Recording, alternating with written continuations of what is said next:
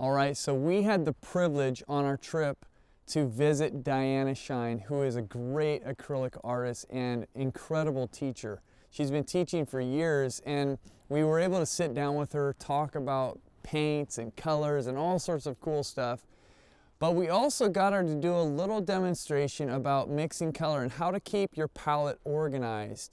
And so we're gonna introduce her and introduce her exercise right here. I know it's gonna be super helpful. It will give you a framework for even just setting up the colors on your palette. And it's a limited palette, but it's a little different. The colors are slightly different than what I've given you, but don't worry about that. It doesn't matter. The idea and the concept is what is important. So here's Diana Shine. Really enjoy this video, and I'll see you on the other side. This is my paint box. I have my reds, my blues, my yellows. Cools, I have my warm red, my warm yellow, my muted red, my muted yellow. Here I have my cool blue, my warm blue, and these are two muted blues I'm experimenting with, so I put an extra.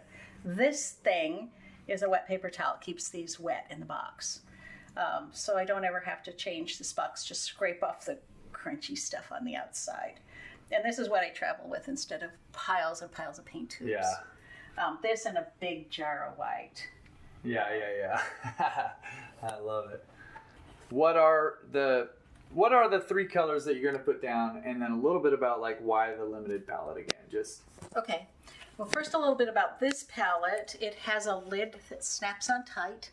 I've got a piece of Stay Wet palette paper. It is not waxed.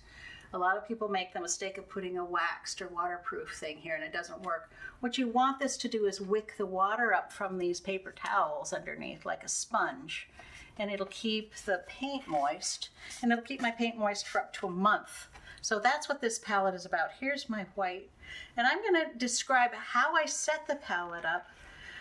Most artists are sort of familiar with the color wheel.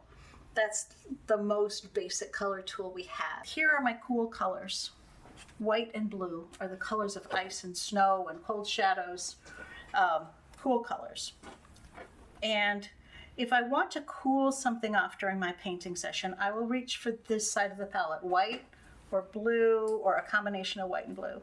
These over on this side are my warm colors. And so if I need to warm something up on my painting, I'll reach for yellow or red or a combination of yellow and red to warm it. These two colors are my darks. And if I need to darken something, I'll add red or blue or a combination. And these two colors are my light colors. And if I need to lighten something, again, white or yellow or a combination. So I have areas on my painting that that are go-to areas for warming, cooling, darkening, lighting. I don't have to think about where I've put things. I sort of liken this to setting up a palette that makes sense to you, like a piano keyboard. It would not make any sense to pull all the keys off the piano and throw them on a table and say play. So as I'm painting and find that I need browns or neutrals, what I can do is reach across my color wheel from yellow to purple, from red to green, from blue to orange to create a brown. And I'm going to create my neutrals right here in the middle section. So maybe I'll use my yellow and my violet right in the middle. Look at that brown. And look at how beautifully this brown goes with all these colors. Look at how gorgeous it is in context to this blue, for instance. Why? Because it has a little element of this blue in it. It goes beautifully with this red because it has a little element of the red in it. Same way with the yellow and the orange and the green. Okay, I'm Diana Shine. This is my studio, and I'm happy to be a part of Acrylic University. Awesome. Thanks.